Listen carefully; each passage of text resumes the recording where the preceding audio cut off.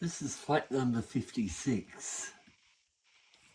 Now, what we have here is a large cannonball-shaped tourmaline.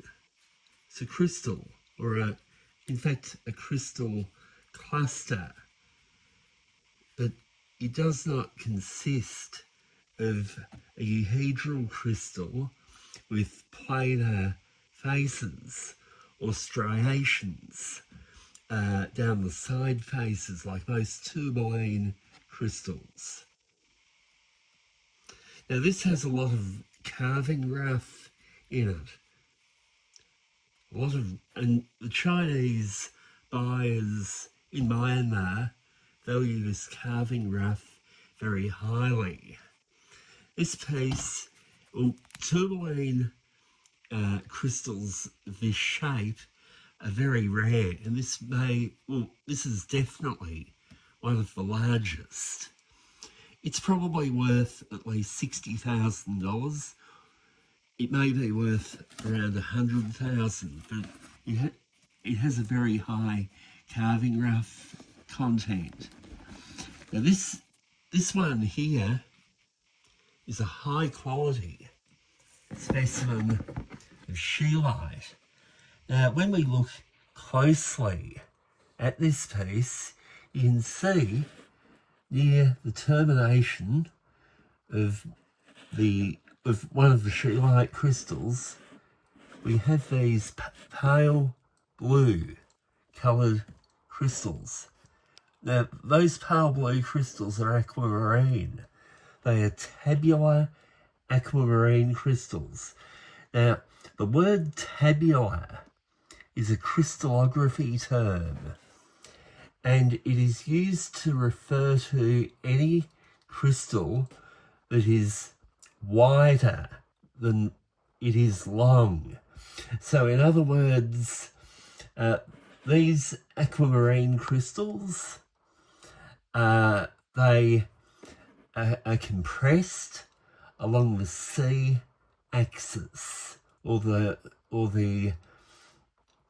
or in other branches of mathematics it's referred to as the z-axis.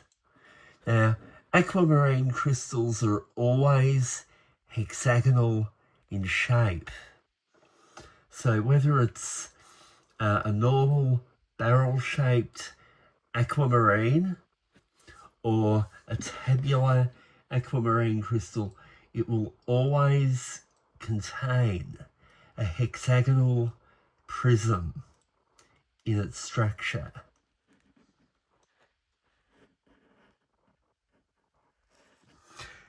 Now these scheelite crystals are on a matrix of mica. It is a type of mica known as muscovite. Now scheelite is a calcium tungstate.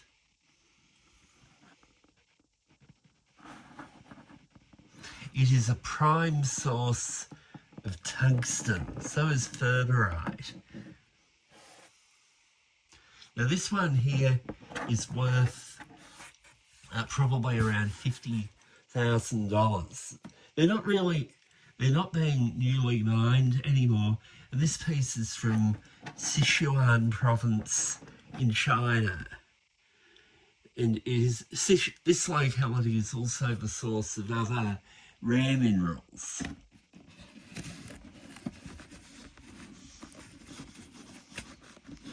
But I got the tourmaline from Polar Properties, or Polar International as it is called today. Polar International is a major gem house which is located in Fallbrook, California. It is located on Live Oak Park Road. I still know how to get there, despite the fact that I haven't been to America in person anyway since 2012. But I do business in the United States every week, sometimes several times a week. Now this red mineral is from the Adelaide mine. in the Dundas mineral field of Tasmania. Now, this piece was formerly in the collection of Frank Mihaljevic. He was the crocoite king of Tasmania. But Shane Dont is the real crocoite king today, because Shane is alive, and he will hopefully be alive for many more years. But he has probably mined more crocoite than what any other living individual has mined. Now, it is true that during the 19th century, crocoite was mined as lead ore, but you cannot compare mining lead ore to mining specimens, because mining specimens involves meticulously gouging into the gossan, which is a type of rock that's had most of its mineral content leached out. And like mining ore, high explosives, it doesn't matter whether everything is shattered. Mining crocoite, or generally no explosives, although gentle explosive charges can be used probably. But, high explosives or, shocking, highly damaging, massive charges just cannot be used in crocoite mining. This is just too fragile. Now, this one here is worth between 30 and 50,000 US dollars. I bought it at the Devonport Jamboree for my collection. Now, this one here is from Pakistan. It is clinozoisite, which is very similar to epidote. And this is probably worth between probably 7,500 and 15,000 US dollars. I bought this one from Mohammed Sofi, who is an Afghan Aussie dealer. He's lived in Melbourne for a long time now, and I was the one who introduced him to fine minerals, and I'm just pleased that there's at least one person in the mineral trade here in Melbourne who I've had a positive effect on. Mohammed worked hard, and I'm pleased that he reacted well to my introduction to mineral specimens at my mineral specimen primer. Now, the mineral specimen primer is open to anyone to attend.